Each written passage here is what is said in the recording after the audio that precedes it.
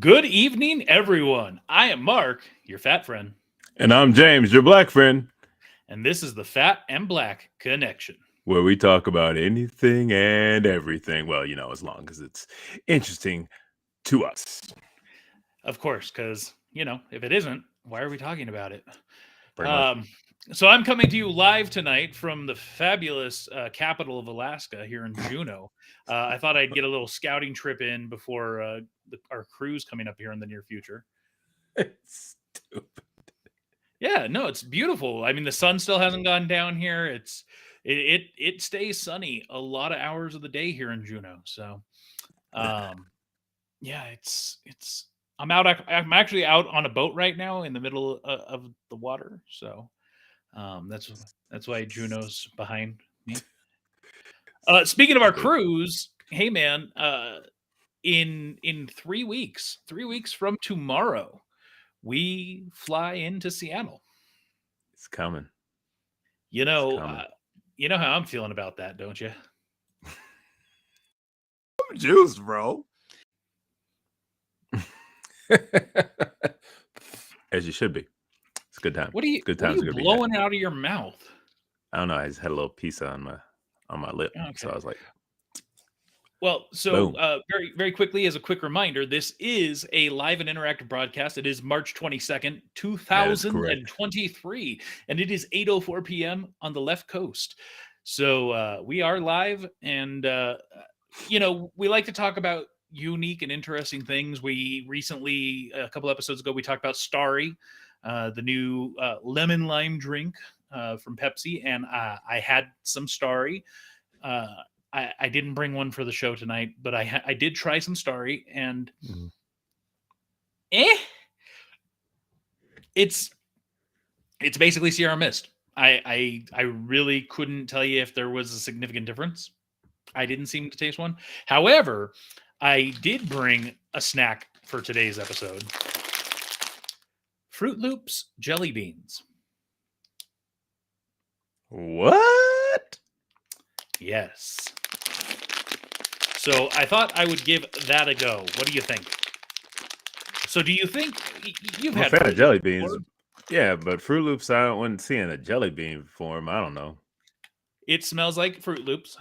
Just follow your nose. Okay, here's what I'm curious about. So Fruit Loops, when you eat them, they don't Yeah. each the colors don't taste like different fruit flavors. It all just tastes like whatever Fruit Loops is, right? I guess it's been a long time since I had Fruit Loops. So what I'm curious is to see if individual ones Look have on the individual back, flavors. bro. Look on the back. Most of the time, does it tell you the flavors? Because the yellow is obviously yummy lemon. No, it does not say anything about that. It just says natural fruit flavors. So Huh. here's a yellow. Let's see. Lemon. Nope. Tastes like Fruit Loops. Okay, let's try one. Let's try one more because let's try green. You would think lime or apple, maybe, right? Whatever. I don't know what the. Oh yeah.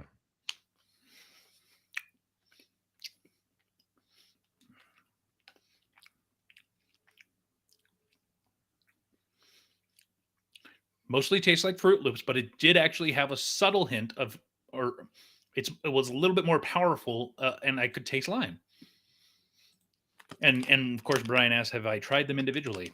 Well, I guess I've never sat with like a bowl of cereal of Fruit Loops and tried And eating tried them each one. Yeah. individually. But now it kind of okay. So, what is blue?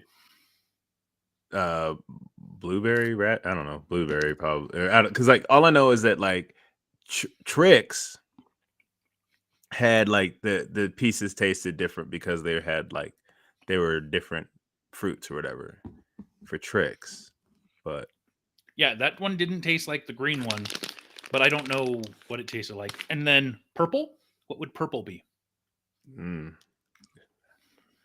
I don't know. Again, like it's been so long since I've even had Fruit Loops that eh, So they do have a slightly different flavor each, but there's again. still that like Fruit Loop flavor, if you will. Oh yeah, So my now I'm just favorite. gonna I'm My gonna favorite take jelly a beans are the Starburst ones, anyways. So unless Sour Patch Kids come out with jelly beans, yeah, which I'm surprised they haven't. But yeah,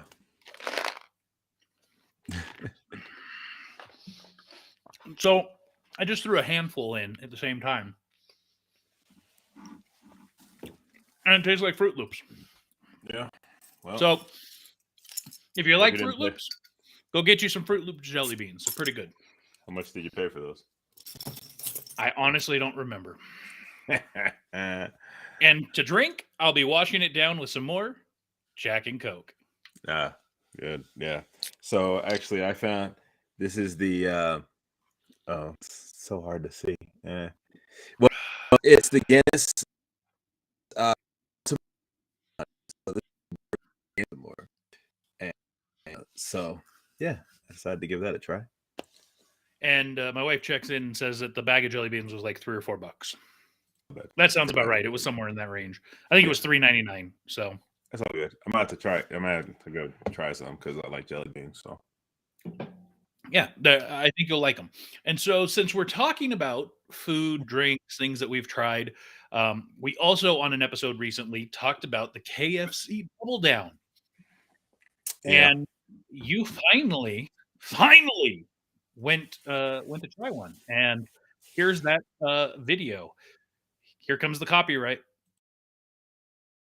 All right, so we got the double down. I didn't know they had a spicy option, so that's what I went with. It's just, I guess they just put a spicy sauce inside. It's just so yeah. We're gonna try this real quick.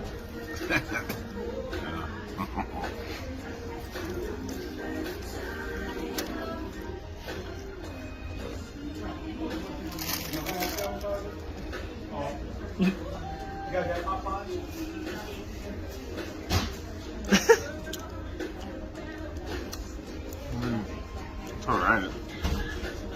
I don't know what the big deal is about these. All right, so James, you've had a couple days since eating the Double Down. Yeah. Reflecting back on trying it, as you said in the video, you don't see what the big deal is. Was it? What was the price? I don't even know. Bro, that combo was stupid expensive. Like the combo was like $13.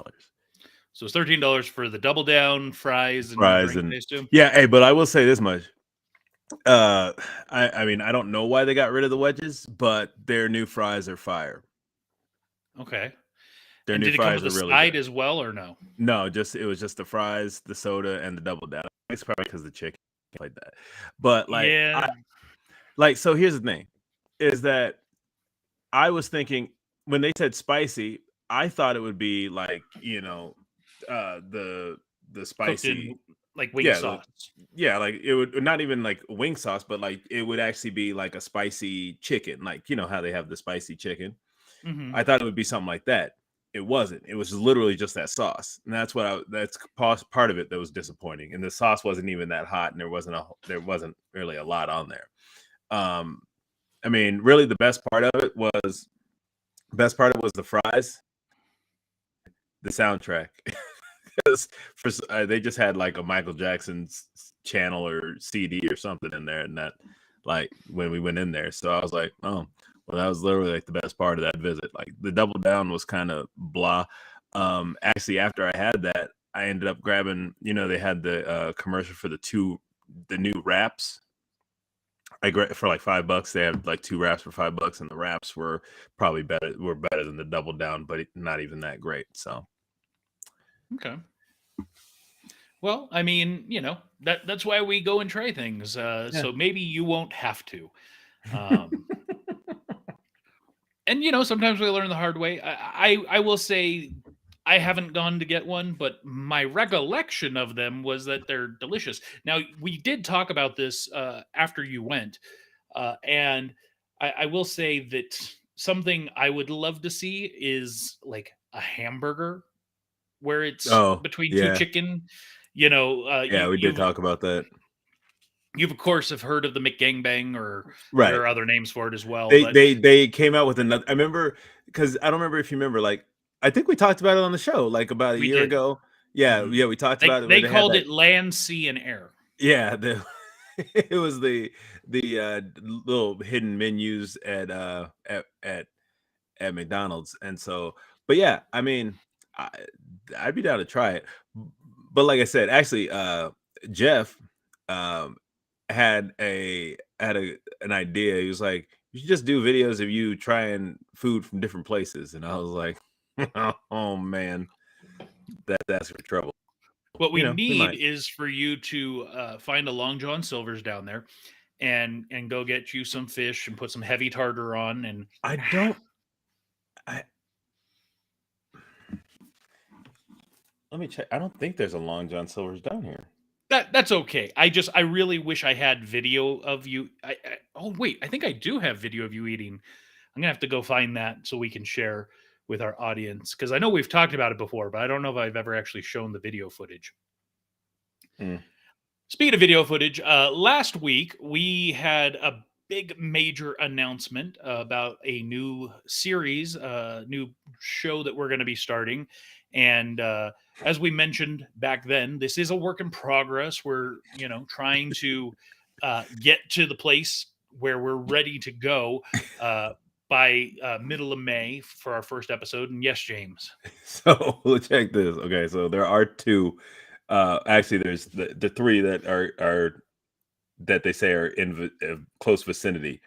One is 11 miles away. The next closest one is 21 miles away, and then there is one that's 65 miles away. So, yeah, Okay. probably won't be So going 11 there. miles is not that far. It's not that far, but it's just like You're not willing to take the drive 11 it is miles? it is a Long John Silver KFC. So Okay. I know you like those ones. Well, because you So have like those ones. actually, my favorite is when you can find the KFC and A&W, because then you can get the poutine. Oh, Because A&W sells the cheese curds. yeah, not a huge fan of poutine, but You like cheese, except it doesn't affect your stomach. just not a fan of poutine. Okay. So, anyways, last week we were talking about a new show that we're going to be starting here in the very near future, and we had an intro video, if you will, and we've got an updated one that we're going to share with you all really quickly. So, here it is.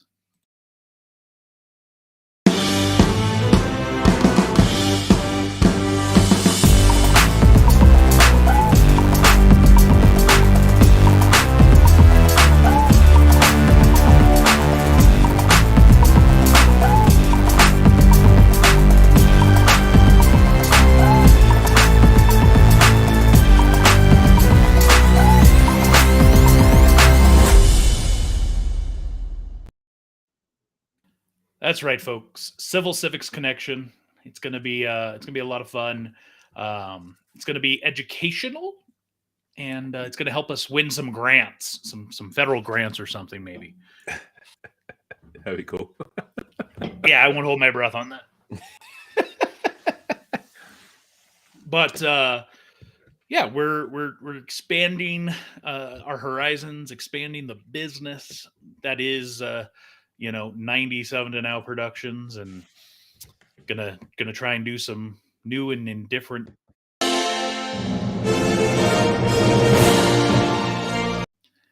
Did you say indifferent? New and different. It sounded of like you said course- new and indifferent. Yeah, but Anyways, let's get to our normal fat and black shtick, shall we? yeah, Also, I will let you know your camera is garbage. You are lagging, you are fuzzy, and it's Bro, been I that way turned since we off- started. So I don't know what's going on with you. I don't know. Like I turned off all my Wi-Fi stuff, and yeah, I don't know. And you're sure you're not using your hotspot as you have a tendency to do? No, I turned all my Wi-Fi stuff off. Oh, okay, well, whatever. Let's move in, and we're going to talk about Mandalorian first and foremost, episode 3. So last week's episode, to be clear, But just in case, before we get into it,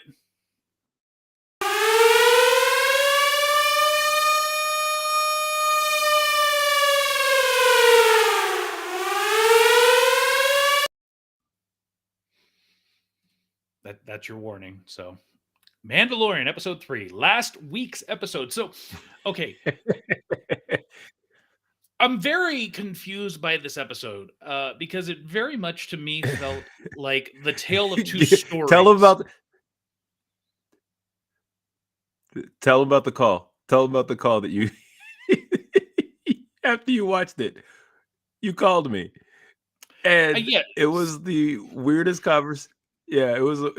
It was basically, yeah. You were like, what did I miss? And I was like, what are you talking about? And I was like, what do I have to watch in order to get this? And I was like, I really don't know. Like, okay, yeah. it's So I was thoroughly confused because it's this, like I said, it's the tale of two stories, right? You have the Mandalorian for like the first 5 to 10% of the episode, and it's good. Like they go to get his ship, and there's obviously this little battle that ensues, and they fly back to become a part of the clan, and oh, all that's of right. that happens. He had to jump and get. He had to basically jump, land in this ship, and then get out of Yeah, there. that was all Yeah, cool, right? Like I was yeah. like, "Oh, this is gonna be an action episode, right?" And that's at the start where like, let's go get the ship, and then Psych. I'm gonna give you some coordinates. Let's go. They jump to hyperspace, and that's the last we see of them because the next 80% of the episode takes place on Coruscant, which is great. I love Coruscant. I love getting to be back there and seeing it in different time periods. We saw a ton of Coruscant in episodes 2 and, well, partially 1, but mostly 2 and 3, and Clone Wars, of course. Yeah, Um, and so it's nice to get back to Coruscant and see what it looks like post episode 6, if you will. yeah. But I really had a hard time with this middle section because I understood that these were two characters that were both in season 1, go way back to season 1 and then partially 2 of Mandalorian. Um, Yeah. where they weren't really like robust characters or really well fleshed out, right? They were pretty much bam bam Sam, and I mean even the whatchamacallit, previously, on Mandalorian stuff, like that flashback to those, I was kind of like, why are we even seeing these two? I then understood later, but at the same time, yeah, like you said, they were just kind of, hey, I'm here, hey, I'm here, and then, hey, we're back here again. Like, what? Where y'all been? Yeah, and so it was interesting, and it's nice to see that there obviously is this program to repatriate, if you will, these people that were a part of, Empire. yes, and help bring them back into the fold, if you will. But I feel like this 80% of the episode, this middle chunk of the episode, really it felt more like an episode of Andor. And I understand it's not the same time period or anything, and I'm not trying to say that. It's just the way that the episode was laid out and delivered, it really felt like a political almost drama, kind of like an episode of Andor. And I have no idea what you said. You sounded like a robot, and I'm just looking at your little connection meter, and it's like 1 in the Can't red. get down that low. So I don't know what's going on with you. But I would suggest you let me try and vamp while you maybe drop out and come back in. Let's see. How does that work for you? Good. Okay. So I'm gonna kick you out then, and we'll just do me for a couple minutes while he leaves and comes back in, and hopefully the technical issues will have alleviated. So we have this interesting story where this doctor who genuinely seems to believe that he has this knowledge to share, uh, to help grow society and make it better, and unfortunately the now political future says no, we don't want to deal with what you dealt with when you were with the Empire. That's not how we choose to operate. And this causes this dynamic where he wants to come into the fold, but he also wants to try and get people to believe in what he's peddling. And we got a comment from Brian. It's not political so much as building the cloning work. Very sci-fi intrigue. Yes, I agree with that sentiment. And it looks like James might be back, but his camera's not on. Oh, there he is, and it looks like he's got full bars again. James, are you there? I am here. Okay, your camera is still just as Yeah, I bad, have full bars now. but I guess we'll just roll with it until we can't. I don't know. I don't know what to tell you.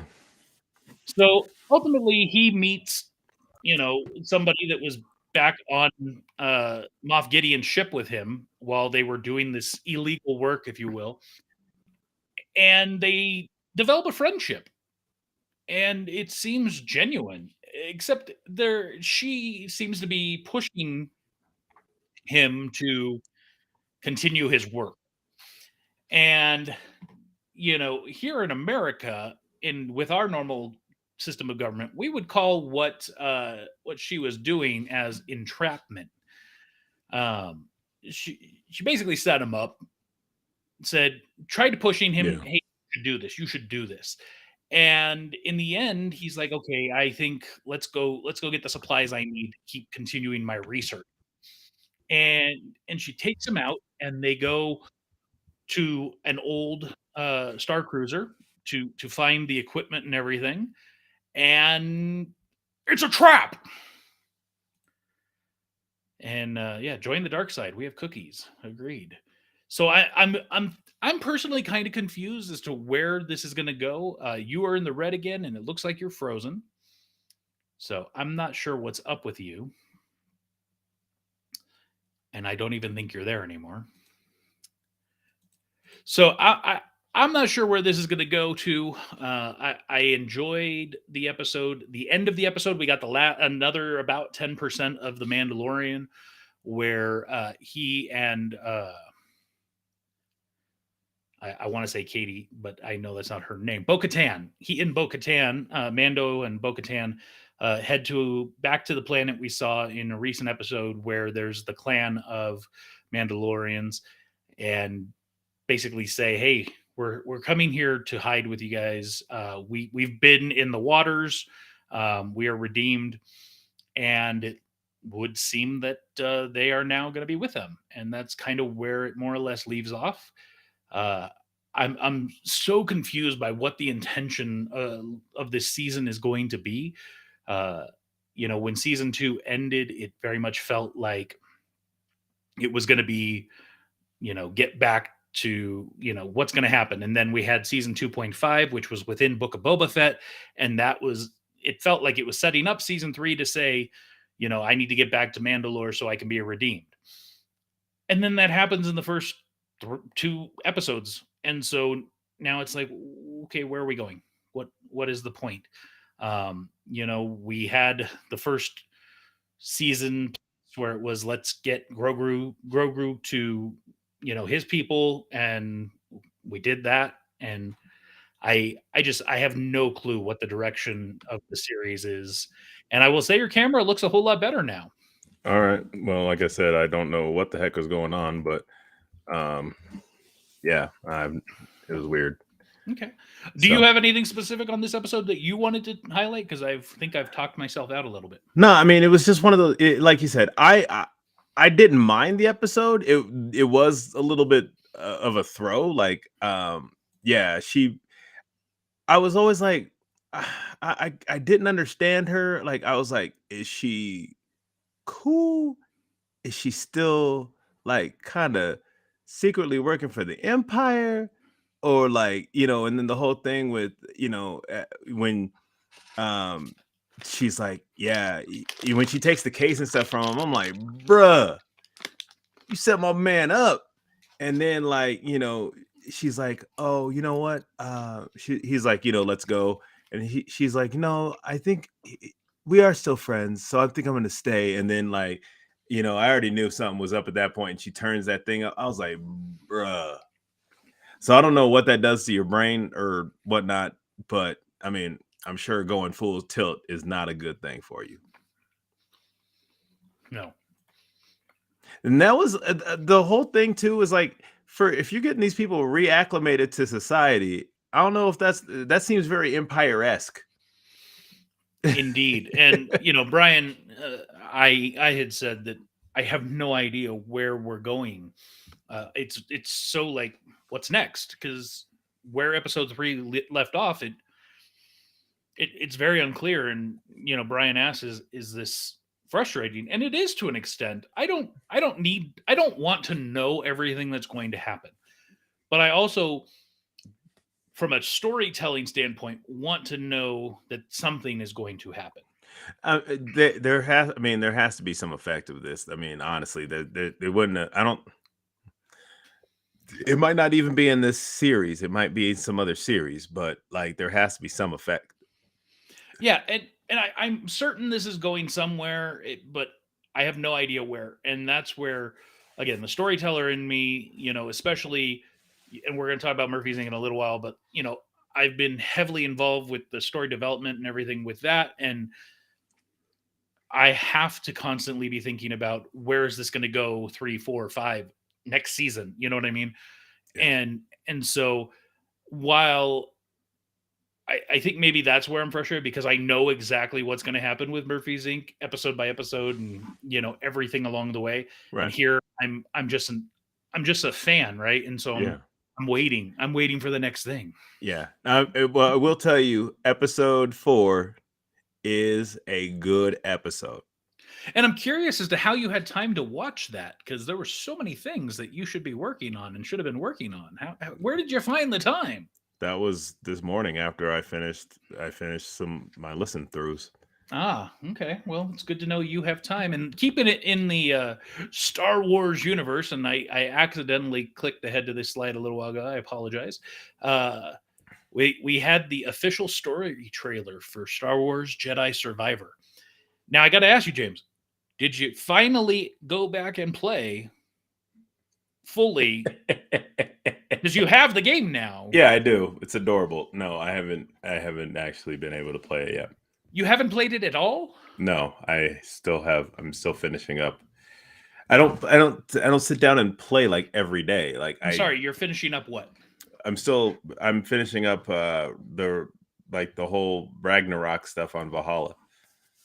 You're still playing a game that released over 2 years ago. Yeah, but again, I don't sit down. I don't sit down and play it every day. Like I maybe play a day here for an hour or two, and then I play it another day for an hour. But it's like I don't sit down for any really long extended period of time to play.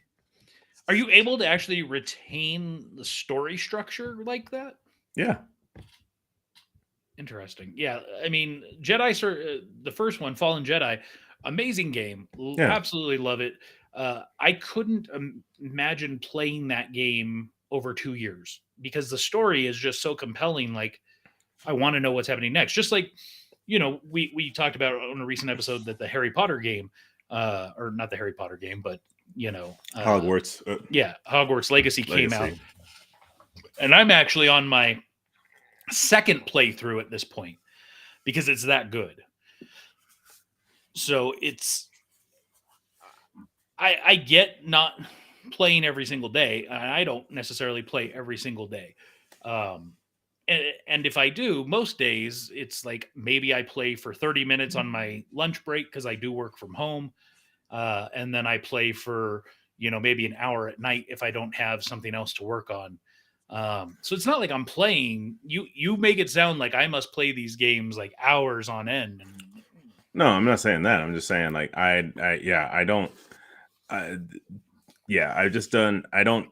there's literally been weeks on end where I actually don't even play at all.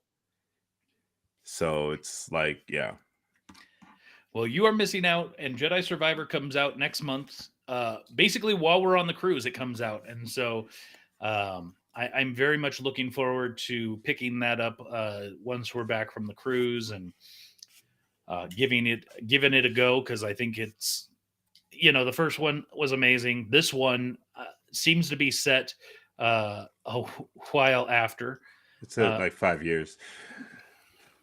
and it looks like you're wanting to share. Yeah, no. Have you had a mango cart? Mango cart? No, I don't know what that is. It's a mango wheat. It's like basically kind of like a Blue Moon, but just with mango. Okay. It's really good. You should try it. Just letting Okay. you know. That's what I got next. So Fair enough. Fair enough. So yeah, it's set 5 years. It sounds like 5 years after the events of the first game. yeah, And what was interesting to me in this trailer is we see these moments where it appears that he is fighting with other people at the same time, like they're fighting together, if you will. so it might be Jedi Survivors. Well, I think what I'm wondering more than anything is that just in cutscenes, or is that actual gameplay? Because This is a story trailer, so I don't know. right, because certainly we didn't see anything like that in the first game. The other thing that makes me curious is there, and I'm not going to give too much away since you never played the first game, but there is a character with him in one of those scenes during this trailer that appears to use the Force, which is very confusing to me. So I need you to go play the first one and get through it so that we can, because at this point, Valhalla is no longer anything relevant. So you need to move on. It's time. Gotta finish, man. Then finish. I'm trying to. I don't think you are. I don't think you are. Yeah, because I need you to partake in this game. So we don't in this show talk a lot about politics, but I did want to spend a couple minutes talking about some things. Do you know what ARPA is? ARPA? Yes. No. So it's the American Rescue Plan Act. This was enacted, Oh. and okay. Before I go into that, Brian says, "Did you see the Witches of Dothmere arc in Clone Wars?" Yes, I did. I'm guessing I should probably go back and rewatch. I watched all of Clone Wars, but I don't remember them being Force users. The only one that really had Force was that was a Force user was Ventress. Well, and of course, same planet of Dothmere, Maul, but yeah, no, what I'm saying, but like, yeah, I don't know, like, Ventress. I mean, they had Force-ish powers, but it wasn't really the Force, I guess. Right. So that's where I'm like, I get what you're saying, Brian, but I don't know. I don't know. I don't know if you're on point, damn. And he says it's relevant for Jedi Fallen Order and Survivor. Yeah, I mean, if you didn't know the arcs of Dothmere, you'd be very confused as to what this planet is, because it's never really shown in anything else. But I mean, I didn't personally see such a tie-in from Clone Wars with the Fallen Order that it, like, you had to have seen it. But anyways, ARPA. Okay, American Rescue Plan Act. This was federal money. This was like back during, right after the first year of COVID, and they were like, let's just give out money to everyone, right? And they gave, like, the state of Nevada, for example, over $2 billion to just go spend, right? And part of the tie-in with that money was, it was given to cities, counties, states, and the states could give more money to cities and counties and stuff if they wanted to. Right. But like major cities were given money directly, like Las Vegas was given ARPA money directly from the feds, but things within Las Vegas are also getting ARPA dollars from the state. Well, one of the things that was a let's say prerequisite for ARPA dollars was that you had to spend the money and then you'd get reimbursed. in general, it wasn't meant to be, here, we're going to give you $1 million, go do what you want. It was meant to be, we're going to award you $1 million. Mhm. You spend that money, we'll reimburse you. And when the ARPA money came into the state, it actually had to go through a legislative process for the elected assembly and the elected senators to say, yes, we want this money. We understand how it's going to be utilized and the prerequisites that go along with it. And these are our expectations of how it should be spent, and it needs to come to us or whatever. Right. So you would think that that's pretty cut and dry. And I know this is a little boring for you, but it's important. I'm sorry. Just yeah. It's important to understand. So right now here in Nevada, we're in what we call the legislative cycle. We're in session where we are meeting, and I'm being told that what I'm saying is incorrect. The state got all of the dollars up front. Yes, that is true. I apologize. So the state of Nevada was given the money and said, here, go forth and do, but the dollars, it needs to be on a reimbursable basis. Now, when the state says we're going to issue out a sub-grant or a grant to 97 to Dow Productions, because we believe that what you're doing is for the benefit of the state and whatever, right? Like if we were to able to try and, have a grant writer that could, for some reason, say that 97 to Dow Productions should be given $200,000 to do X, Y, Z, such as do a show on civil civics, then we at 97 to Now would spend the money, and then we could turn in what's called a request for reimbursement, show what we spent the money on, and if it falls within all the qualifications, we would be issued a check, basically. And the legislature, the Senate and the Assembly, they're kind of the oversight. They get to say, okay, yes, 97 to Dow Productions, we agree with you that is a valid, what you're saying you're going to spend your money on is valid. And then the executive branch kind of deals with the day-to-day, right? They review those actual requests, if you will. So long story short, there have been some hearings in these last couple of weeks where the legislature has been asking questions of these different agencies around the state about ARPA money and why aren't you paying these agencies or these vendors such as like 97 to Now? How come you're not paying them faster? We need to just spend this money. The last thing we want is to have to send money back to the feds. Okay, that's fair. We don't want to be given all this money and then have to turn around and send it back to the feds. Yeah. But conversely, we don't want to just give the money out without knowing what it's being used for. Yeah. So these legislators, yes, there we go, who were a lot of them, not all of them, but a lot of them were there when the money came in and were part of the process of determining how it would be used and given out, are now not seeming to understand the process that they were involved in helping to set up. And it's annoying on my end as a taxpayer to see these people asking these silly questions and wasting time to say, and it's a lot of it is political grandstanding, and you know how much I can't stand that. But it's like, don't sit there and say, you people at this department and this agency are doing a bad job because you're not paying these people fast enough. Well, if these people aren't turning in sufficient documentation, if these people aren't using the money as it's intended to be spent, then no, we're not going to give them the money. Right. Sorry, bro. And I don't understand it. I don't get the mentality. If you want us to just hand out the money willy-nilly, cool, I'll take some of that.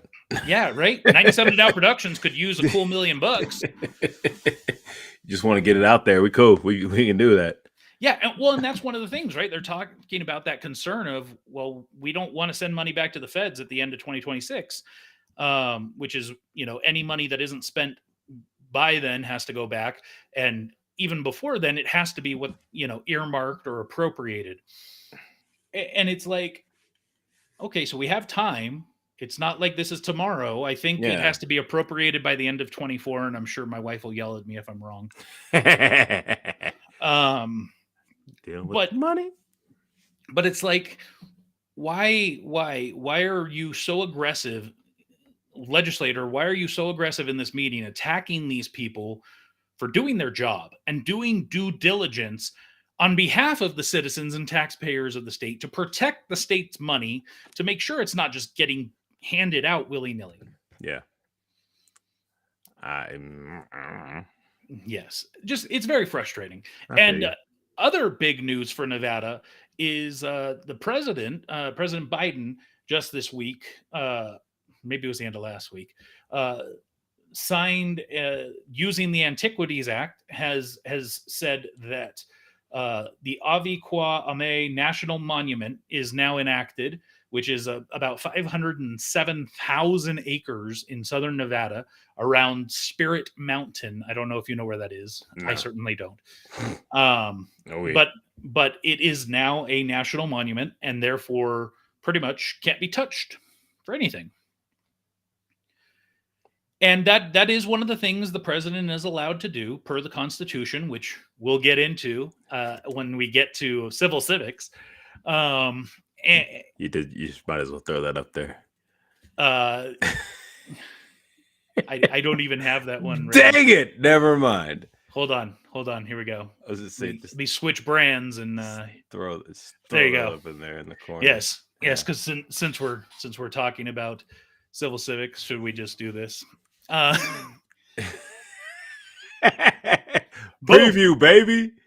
So yeah, it's interesting because yes, the president can do this, but normally when presidents in the past have done this, they do it in conjunction of working with that state to say, hey, this is what I'm looking at doing, this is what I'm thinking, here's how it's going to affect and impact, things of that nature. Mhm. Because ultimately you want buy-in. That's to me, that's an extremely important thing. And For working for you, yes, I know that's yeah. Right. Because I can tell, as a leader, right? I can tell my employees, you're going to go do this, and they're going to go do it. But if I can get them to buy in to doing it, it just makes life a whole heck of a lot easier. And you would agree, having worked for me, that Yeah. because you've worked for people who just tell you what to do, right? Yeah. And you're still going to do it. It's just It's a matter a of whole hell of a lot harder to do it. right. So our governor here, Joseph Lombardo, came out with a statement, and I'm going to throw it up here on the screen. Maybe. Oop, yeah. There we go. Let me zoom it in a little bit. So this is what it says. Since I took office, the Biden White House has not consulted with my administration about any details of the proposed Ave Qua Ame National Monument, which, given the size of the proposal, seems badly out of step. Upon learning that the president was considering unilateral action, I reached out to the White House to raise several concerns, citing the potential for terminal disruption of rare earth mineral mining projects and long planned bipartisan economic development efforts. While I'm still waiting for a response, I'm not surprised. This kind of Washington knows best policy might win plaudits from unaccountable special interests, but it's going to cost our state jobs and economic opportunity, all while making land more expensive and more difficult to develop for affordable housing and critical infrastructure projects. The federal confiscation of 506,814 acres of Nevada land is a historic mistake that will cost Nevadans for generations to come. I feel like that's a little excessive. To an extent. Was he working with Sisolak? You would think if that was indeed the case, there during the transition, there would have been some conversations along the way. Yeah, like, hey, just so you know, we already worked on this and this is happening, so ding. But yeah, no, I mean, I don't know. Yeah, I don't either. It's, to me, as a taxpayer, it's frustrating because I'm not a fan of big government. I never will be. So the Fed saying to the state, we're taking this land and you can't use it anymore. Okay, yeah, you can do that. Unfortunately, Is it like that's my whole thing? Like, is that just wilderness land, or I mean, because no. Technically, the president, through the Constitution, through the Antiquities Act, has the ability to take any area of land if they can justifiably deem it as for whatever reason being culturally necessary to be preserved for uh, the history of our country and its citizens, which the president is saying that this is tribal lands and is considered an extremely holy monument. And well, there is the Spirit Mountain Wilderness, which is there. So I just looked up Spirit Mountain because I've actually never even heard of it. But there's the oh, maybe this is the Kewa Ame National Monument. That is that what it's called? Is that what yes, yeah, as of this week, Yeah, so I mean, unless Google updated this thing very quickly, which they that do. yeah, they do that fairly good. So I mean, that's a decent area. Yeah, Oh, five it's hundred thousand. oh yeah, that's well, you know what it is? It's also right along so the Colorado River runs through there, Lake Mojave's there, um, like right near Arizona. So it looks like it crosses over into Arizona too.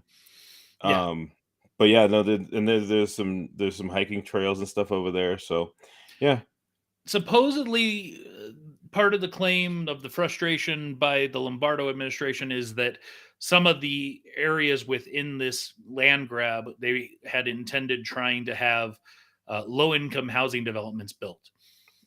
um, I But don't know.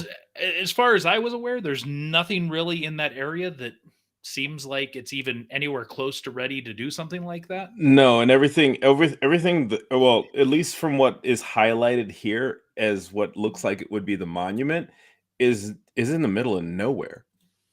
Like there's Searchlight, there's Nelson, and then there's like part of it's like the Hoover Dam, Lake. Oh, well, actually Lake Las Vegas. But yeah, no, there's. I mean, I don't know. I don't know. Just looking at it, it's looks like a lot of um, the Lake Mead recreational areas in that combined in that. Um, I mean, the closest city, even the closest city to that is Boulder City, and then there's down near the tip of it is Laughlin. Yeah, and I'm looking at it on the map now as well, and I don't see like the outlining that clearly you're seeing, which is unfortunate because I would have pulled it up on the screen. But it doesn't matter. At the end of the day, this has happened, and again, while I don't necessarily agree with it, the president has the right to do as such. So, and there at this point, there is no like legal recourse, so it's not like Lombardo could try and sue the Fed. Like Yeah, it is the done. only thing that I can see, I mean, I don't know what kind of mining they were like he says he's mentioned mining in there. I don't know what mining is out there. The only thing that I do know, I mean, in some of those areas they've set up the solar panel farms, Mhm. which is I mean, but other than that, I mean, I don't see it's pretty much middle of nowhere type stuff going on. Yeah. So So I think I think it is a Republican governor with a Democrat president and trying to just be up in arms because why not? I don't uh, like I said I'm never a fan of feds, but trying to use their power over the state. But in this case, unfortunately, it is what it is. Yeah, and like I said, I mean, I don't know if the highlight that I'm seeing is correct, but if I'm seeing it, there's really nothing there, and there is, it's like river, it's protecting the lands around the river. I don't know if that's something to do with it. I don't know, but Well, and especially in this state where what is it? Like 60% of the population is in Vegas, 30% is in Reno Sparks area, and then the rest is spread out amongst a huge state. Yeah. So, it's not like we're a small little state with a massive population. We've got a decent population, but compared to our land size, Yeah. we've got nothing.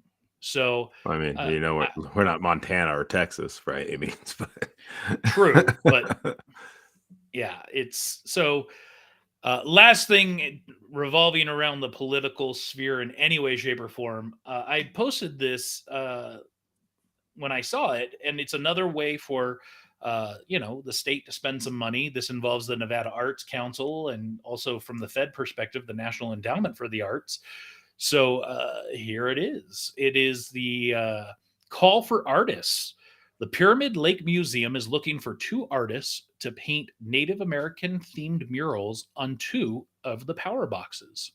The chosen artists will receive $500 in compensation and will have to provide their own paint and sealant. So, I think this is kind of cool. And anybody who's out there that's an artist and would like to, be able to put their art where people can see, sounds like you get $500 for painting one of these boxes. Because they no, want they're just Native American themed. I was like, do they want Native American artist, or is it like? doesn't say that. Yeah, no, it just says Native American themed. I see. So I'm sure, I'm sure if there is a Native American artist that they can find, that probably would be get some extra points when they're rating. But I think they just want to get it done. And Yeah. so, $500 if you're an artist and you've got some paint and sealant already, submit your proposal and And that's something good for your portfolio. absolutely it is. So I don't know, I thought it was kind of neat. Yeah. And now that we're done with that kind of conversation, we can switch back to our normal branding. Welcome back to Fan Black. And actually, for what we're going to talk about next. Oh, kick over the Murphy's Inc. So, for those of you that don't know, James and I are both executive producers over at Murphy's Inc. You better know. Yeah, hopefully by now, but if not, And guess. I've actually been spreading the news with some of the new people that I work with, or some of them I've worked with prior, but before the show came out. So Gotcha. And we got Tyrus checking in, and Tyrus, good timing. We're talking about Murphy's Inc. Tyrus is involved. He's actually doing some writing on season 2, and we have really big updates for season 2. So that's why we're going to talk about this for a couple of minutes. Big news. And we've got the fat kid Ghirardelli Jeff checking in. Who Yay. you went to go get a double down with, and I'd love to hear, Jeff, from your perspective what you thought of the double down. But let's talk about Murphy's Inc. So big announcement came out just in the last couple days from 97 to Now Productions that they have. And I'll just read what it says. We are pleased to announce that we have locked in the directors for season 2 of Murphy's Inc. Yeah. We're looking forward to sharing more information with you soon. So season 2 is moving along very quickly.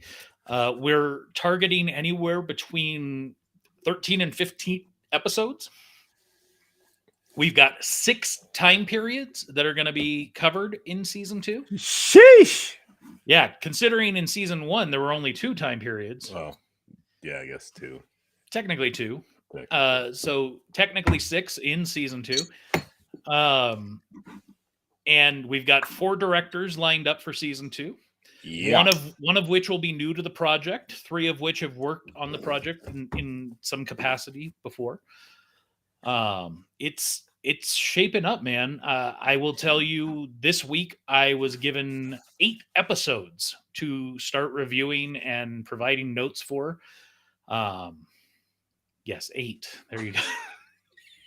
As soon as I threw it up, I was like, that's wrong. Wow. Oh. And Tyrus says, writing is harder than I thought, but I'm loving it. I hope y'all like my work. And I'm sure never we know. will. Tyrus and I have had some creative conversations about what he's working on, and I think he knows what we're looking for, and he's had some really good ideas. So I'm excited to see what he brings to the table. And also, Tyrus, since you are here checking in, want to congratulate you on your court victory this week. So good job. What? He was acquitted of all charges. No, What? no. He had a small claims court. And I won't go into it because I don't know what he's allowed to talk about, not talk about. But he won. He's going to get some cheddar, so good for him. Yay! He's going to be buying drinks on the cruise. So, Yay! except they're all free. So yay! That's going to allow him to get a couple extra watches, right?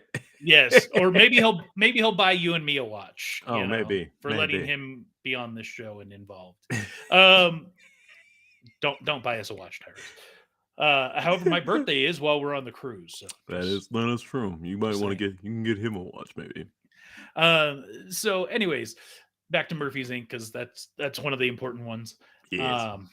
So it's coming. An email was just sent out literally today to the cast to try and get them juiced about the upcoming season.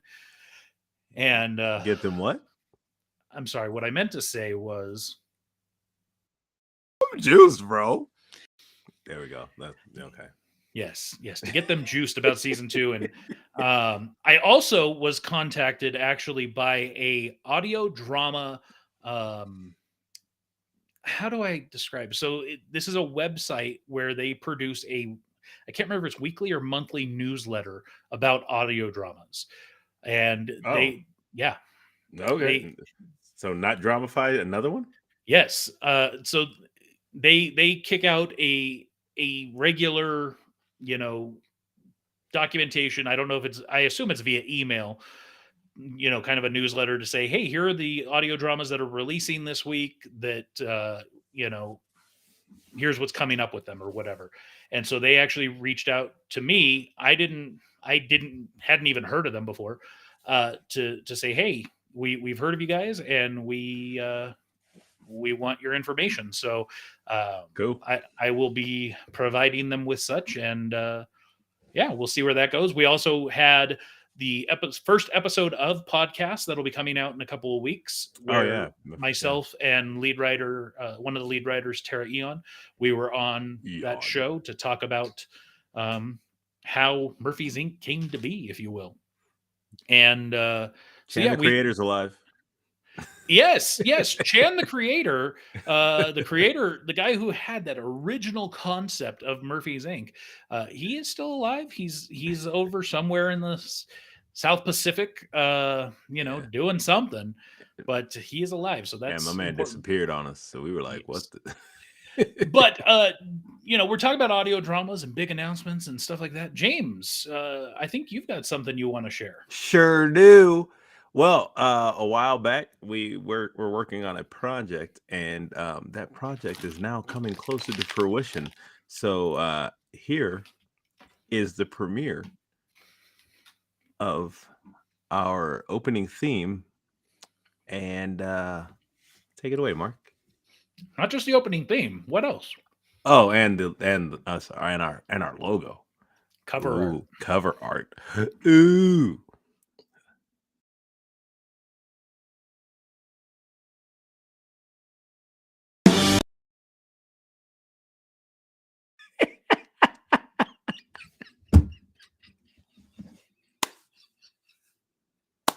Woo! All right. Now here it is.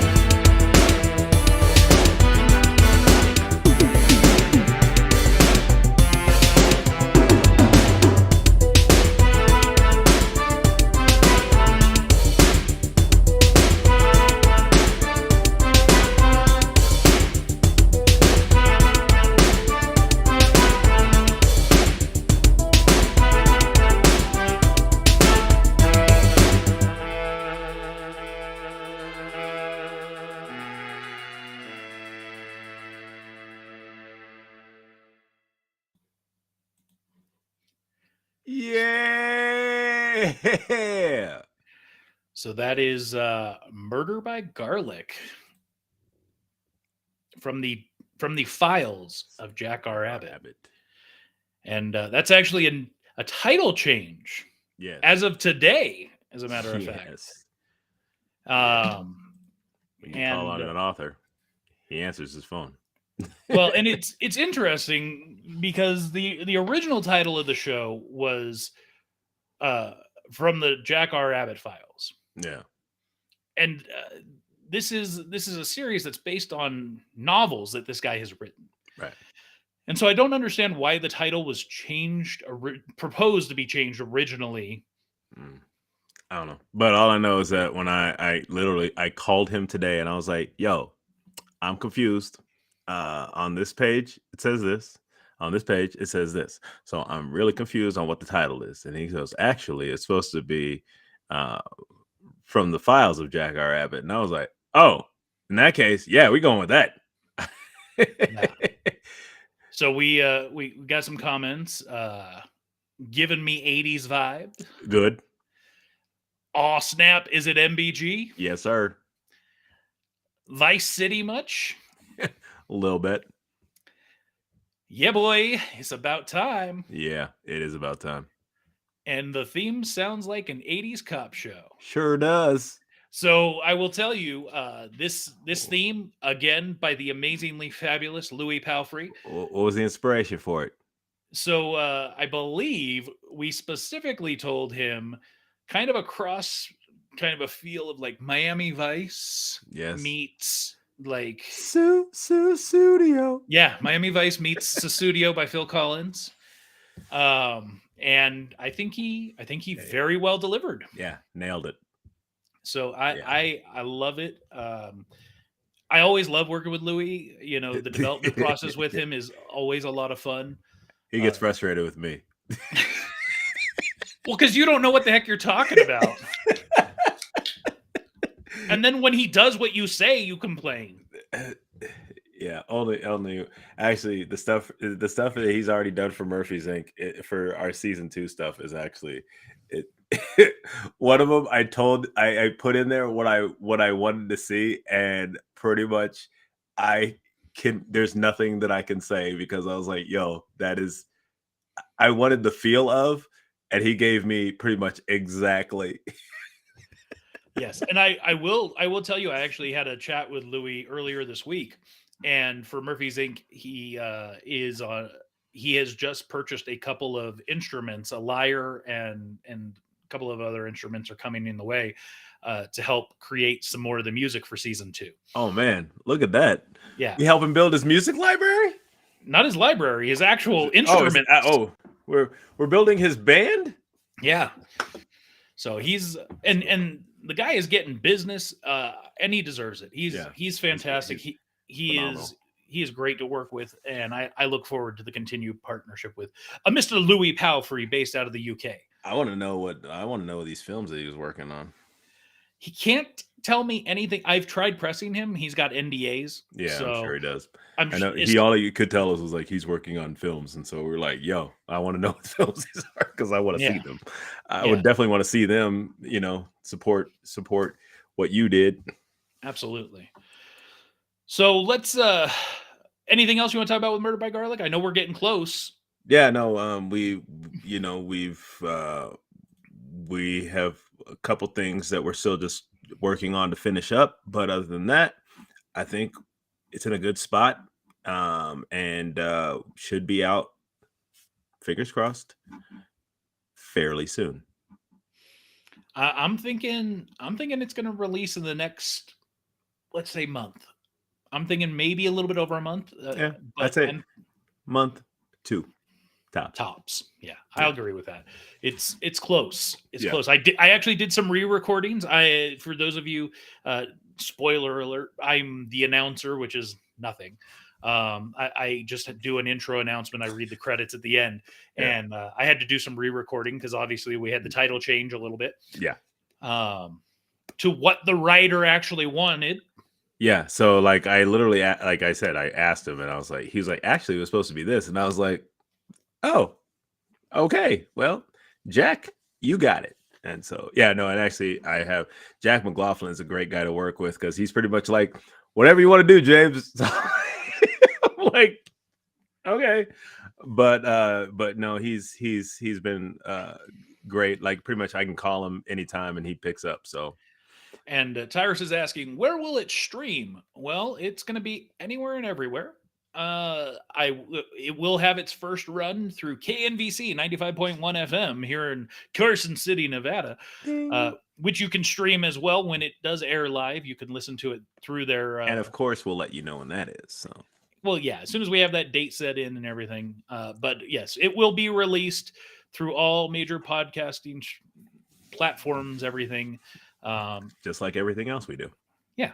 So it will be there. You'll be able to hear it as many times as you want and share it with whoever you want. But with that being said, we always do want to try and help out 95.1 KNVC, Carson City Community Radio.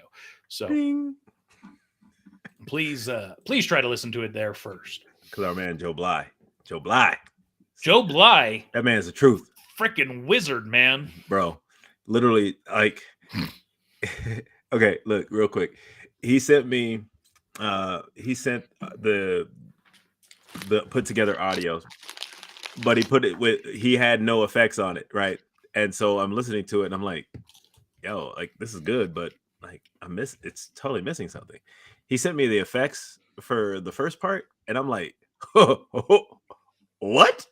Like, totally, like, I mean, you can imagine what it's supposed to sound like, but when you actually hear what it sounds like and it blows your mind, but I mean, it's beyond what you thought it was going to be, you know, that man does special work. I mean, the man's basically Mr. Wizard of audio. Yeah. And Joe Bly, same guy that we use for Murphy's Inc. for doing the post-production, special effects, all of that stuff. He just kills it, constantly kills it. All the time. Yeah, I love the team of our audio creative team between Louis Palfrey on the music and Joe on the effects and mixing, and they're a great team. They need to. I don't want to lose them, but at some point after we're done with them, like, they need to go like create like a production house of their own. Oh, and yeah, Palfrey, Bly, PB or BP. Oh, actually, BP's already taken. So, British Petroleum. Yeah, are they still around? I assume. I don't know. I'm not in Europe. Let's move on. Let's talk about some other fun, interesting topics. Shall we? Yeah. Yeah. Here we go. We posted this video. Disney released the house tour in the new Mickey's Toontown, where we got to see Goofy's new play yard. We got to see Donald's new water feature kind of area. We got to see the new fountain. We got to see that new fountain's awesome. Mickey's house more or less looks the same. There's obviously some changes to it, and Minnie's house looks pretty much on par. So I'm excited. I don't know if you heard, but they're actually bringing Tyrus, Pete and Clarabelle to Toontown. Really? Have a good rest of your shift. Yes. No, is this the first time Pete's even been around? Yes, this is the first time Pete is being a character. Wow. Yeah. That's crazy. Pete's been around for so long. Yeah, so in Toontown, your regular characters that you're going to see are your Mickey, Minnie, Donald, Daisy, Goofy, Pluto, Chip and Dale. Right. And now they're adding Clarabelle and Pete. I'm still confused about Clarabelle. Like, I don't, like, she came out of nowhere, but I like her. She's okay. And then she didn't come out of nowhere. She's one of the original from the Black and White mini, the Black and White shorts. Just like the one that I'm interested to see if they introduce next to be a regular, there is Horace Horsecollar. Yeah. Horace has been around. I remember Horace. Yeah, he is just as old as Clarabelle? The rest of them. Yeah, he's been around for a long time. And so I'm interested to see what they do there, man. Like, that's cool. I mean, I didn't, it's so crazy. I never realized. That's why I asked. I was like, wait, I have never seen Pete before. And Yeah. Pete has been around a long time, but Pete is also like, when Toontown opened, it was, like that's when like Disney Afternoon was huge. So Goof Troop and all that stuff was around. Well, and I love the fact that they have Pete dressed in what you see him a lot in the modern stuff, like Mickey Mouse The Clubhouse or Roadster Racers, the blue overalls. Oh, is he in the blue overalls? Okay. Yeah, I don't know. yeah. That's So cool. That's cool. I love that that's what they've got him in, and I'm excited. What's have we do we have looks for those? I haven't seen anything. Like is like what Clarabelle looks like or anything? Yes, there. If you go to the Disney Parks Twitter, there's many pictures there. Okay, cool. Yeah. That's exciting. I mean, I guess I could have pulled those up, but I did No, not. it's all good. I mean, like it's. I mean, I can go check that out. But that's really awesome that they're finally bringing those two characters over. But also, we will be there later this year. Yeah, I'm gonna have to give a picture of my man Pete. That's for sure. Yeah, Pete the cat. Is he a cat? Yes. Oh, I never really knew what he was. Yeah. Why do you think he's all up on Mickey the Mouse? Oh, I get it. Yeah, Pete the cat, Mickey the Mouse. Yeah, I never realized. It's like some of these characters I never realized what like with. I knew like they said Goofy was a dog, but I was like, wait, what? Well, Like, because he used to be Dippity Dog. yeah. And then there was yeah, I didn't realize Pete was a cat. And then but yeah, then you had Clarabelle and obviously a cow and horse, obviously a horse, so Yeah. So I'm definitely I can't wait to get there in November to see the new Toontown, and there's a nice little park area. And did you happen to catch the food? yeah. Like That the looks pizza flops that's basically like a calzone or that the really long hot hot dog. dog. Yeah. Like Wait, was they haven't brought Oswald out, yo. Oswald is. So this is the year of the rabbit in the Chinese lunar calendar, just in case you didn't know. Not lunar, but their cycle. It's the year of the rabbit, and he's Right. been all over California Adventure. Oh, okay. I didn't realize that either, but that's exciting. And Oswald's been there since, I mean, when you and I went with my folks back in 2013, 2012. I know they had a lot of stuff for Oswald, but because they just got him at that point. Yes. Oh, so you're purely talking about as a character. Yeah, like- as a character. yeah, they the introduced him as a character at the parks a couple of years ago.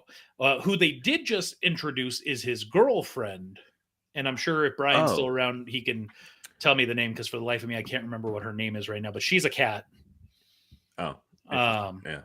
And if you watched that recent Oswald, she's in that. Okay, cool. Yeah, I know her name starts with an O, but for the life of me, Huh. can't remember what it is. Fair And I'm enough. not going to look it up right now. Yeah, so. not right now. There we go. So Hey, talk Brian, about- help us out. Talk about Disney Plus type stuff.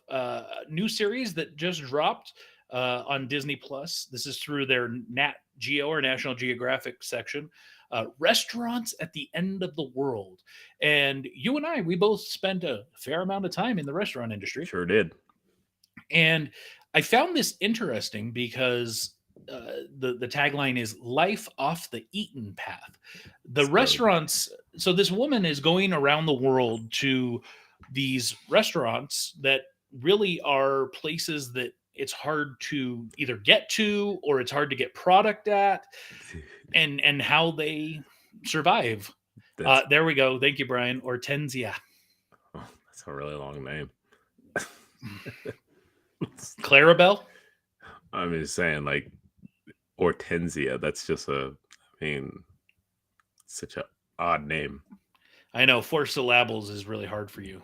I'm just saying it's an odd name. I've heard Oswald before. I haven't met anybody with the name Oswald, but like I've heard Oswald before, but like Hortensia, I've never.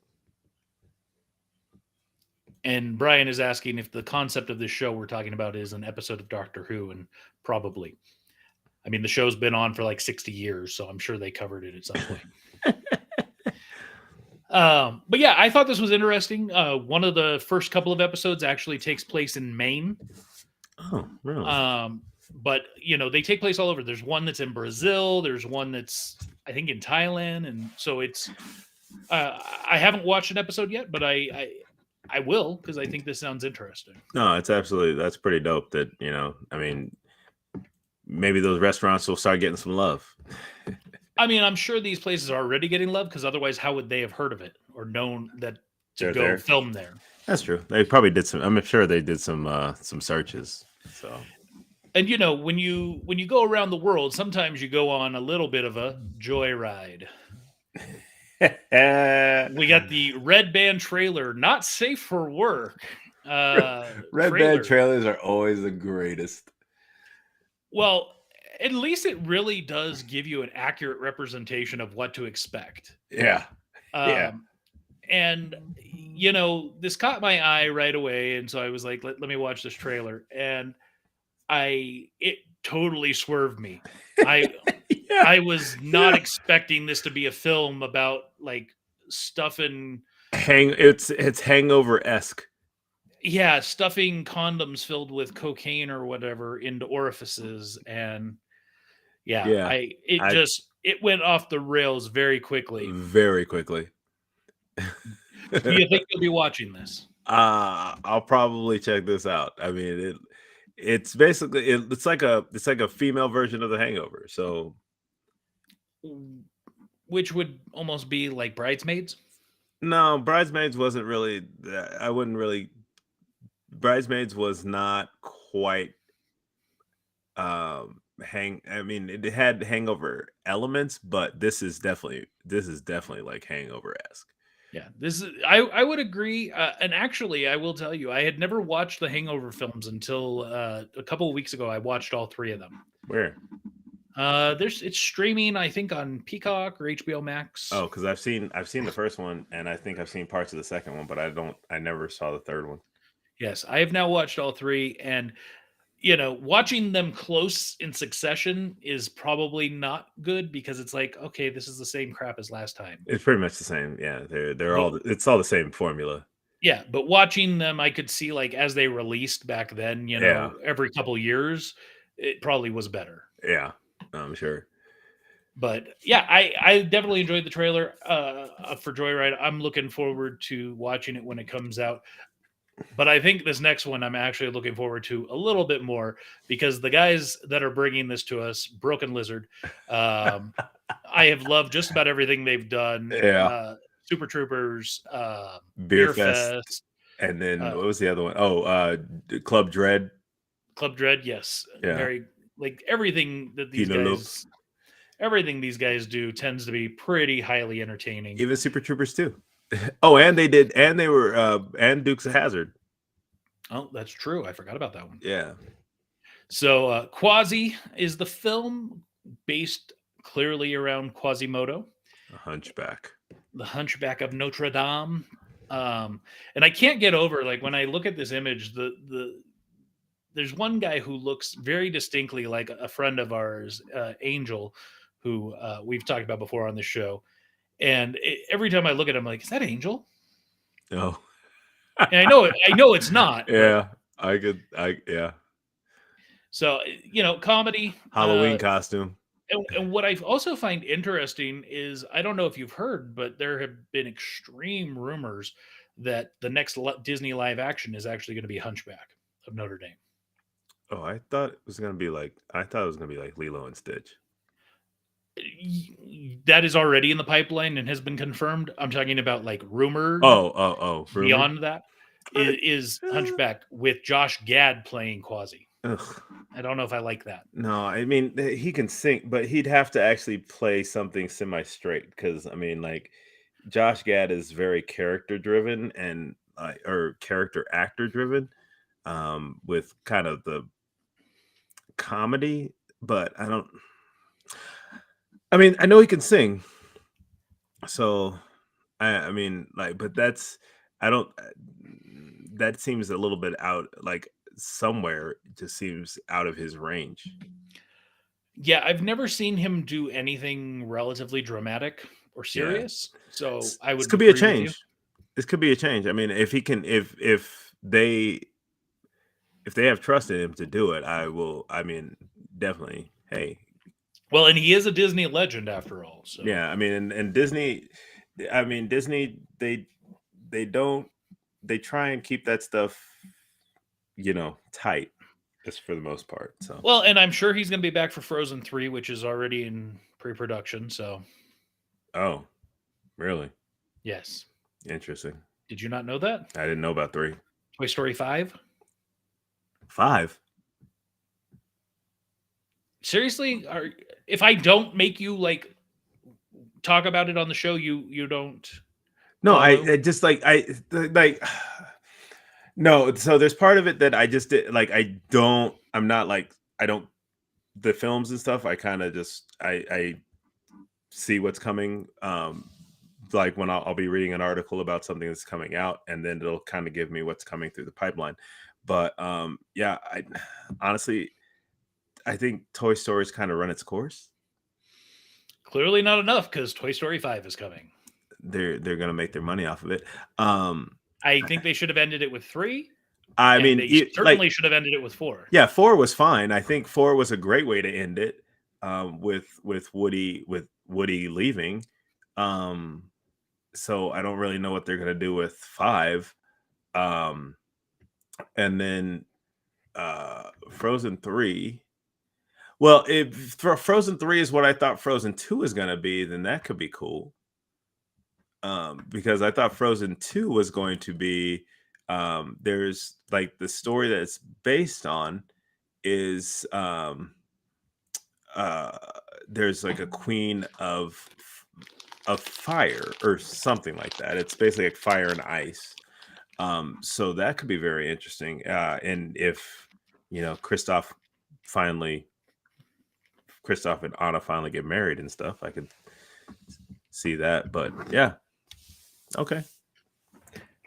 The only way it gets my interest is if Frozen 3 is about them going to find their parents, and that's when they meet their new brother, Tarzan. Supposedly. But that was also that. I mean, the whole timing of that whole thing also seems a little off to me, but I don't know. Whatever. It's never been denied. That's true. They're also saying that like Ariel and Hercules are related, which actually makes sense. I don't know if you heard, but the new rumor is that the whole reason that Frozen was created was so that they can deflect. So basically, anytime they look up Walt Disney Frozen, that comes up first. Mm-hmm. Yeah. Instead of seeing the cryogenically frozen Walt Disney. Yeah. Well, and early on. You mentioned Hercules. Did you hear that it's about to open on Broadway?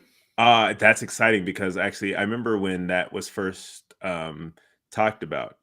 And your boy. Yeah, it was your boy is playing Phil.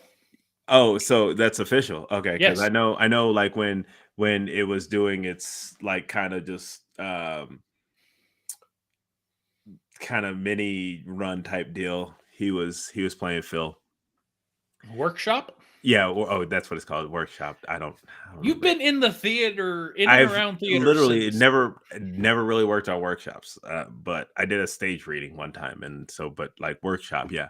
When it was workshop, I know he was Phil, and so it's good to see. I mean, he does a lot of Disney stuff. I mean, like he was like a lot of the recent stuff he's worked on was he did Tangled Ever After, which is the animated series for Tangled, which kind of continues the adventures of Rapunzel.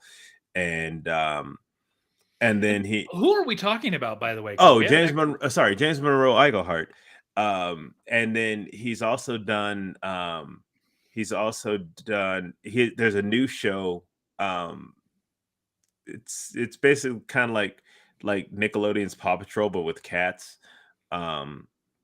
And he plays he's like the villain on that or something like that. So he's very much involved with Disney, and that pretty much ever since Genie, which he does an amazing job. He was the Tony Award winning Genie from Aladdin on Broadway. So yeah. And you've only been trying for 2 years to get the man's busy. I understand, but come on, can't he one time us? Yeah, man, I'm trying, bro. I haven't hit him up in a little while, so James, I am going to tag the heck out of you in this episode and like put the time index and everything. Yeah, do it, bro. Do it. Do it. You need to come on our show. You go way back to church with James. Come on. Yeah, I mean, he's the one that introduced me to comic books. He's the one that got me into wrestling. He was the one. It is your fault that I'm doing this show with him right now. Oh man. You owe it to me. Wow. Yeah, I remember the first show I ever saw him in, he was Jesus in Jesus Christ Superstar at the time it was Cal State Hayward. Now it's Cal State East Bay. But how did they get him up on the cross? That was the very first time that I ever saw him in a show. And I'd heard him sing. He used to play drums and everything else, and he was amazing at that. And then like to see him like just progress as he has, from winning a Tony in Memphis to winning his own Tony from Aladdin to being in Hamilton, being in Chicago, being now being in Hercules, which I remember I was kind of, when I was working on another show, I was working on One Flew Over the Cuckoo's Nest before I actually moved. And we were talking about how Hercules could make an awesome musical, and how like if we were doing that, I don't really care about anything else, but I'd want to be there for the Muses auditions, because those girls would have to sing like but yeah, no, this is exciting. It's exciting. So yeah, tag the heck out of him. I'm going to start hitting him up on Instagram and wherever else I can find him. Aggressive. And yeah, we're gonna be super aggressive. Yeah, it's time. Yeah. All right. One of the last couple topics we've got for tonight, Renfield, the final trailer. For those of you that don't know, this is Nick Cage playing Dracula, and it seems like probably the first 10 minutes of the film is going to be set in the distant past, a couple hundred years ago. Yeah, where he gets an assistant and turns him, and then it seems like it's going to turn him. He's more of a he doesn't really turn him into a vampire. It's more not full on. He's a daywalker, I think. Yeah. He kind of just does his bidding. Well, the only reason he has to be partially turned to be still alive, right? That's true. Yeah. And so then we fast forward to modern days where Dracula is still alive and around. Well, I guess not alive, but his assistant Renfield doesn't want to work for him anymore. He's kind of fed up. And Awkwafina. Yeah, I love Awkwafina. Playing what appears to be a cop. Yeah. She befriends this Renfield and tries to tell him, you deserve better. It looks like he saved her life. That's kind of what it looks like. So therefore, trauma bonding. Yes. So I don't know. I feel like, and we talked about this briefly before we went on the air, I feel like this is a vampire version of Warm Bodies. Yeah, and I remember hearing about Warm Bodies, but I never saw it. So I mean, this could very well be something kind of scary, but it's probably going to try and be more comical. But I like Nick Cage, but this might be one I have to wait for. I might wait for on streaming somewhere. I would tend to agree with you. I don't think I'll see this I won't see this in the theater. Let's just be honest. This will be when it's on a streaming platform. This might be if I have like a couple hours to kill and I don't have anything to do. So, but yeah. Like when you're avoiding playing video games for some reason. Well, yeah. This last one, I'm just going to go ahead and probably turn off my camera and just let you go to town. Yo, please, if you have not seen this trailer, go watch this trailer. Now, I am a huge fan. I watched pretty much everything Mighty Morphin Power Rangers up until Turbo. Watched the movie, and then like the series actually picked up where it ended and blah blah blah. But no, Mighty Morphin Power Rangers, like this is legit like the old school Rangers, and I'm so excited. They all are very different now, but I've heard rumors that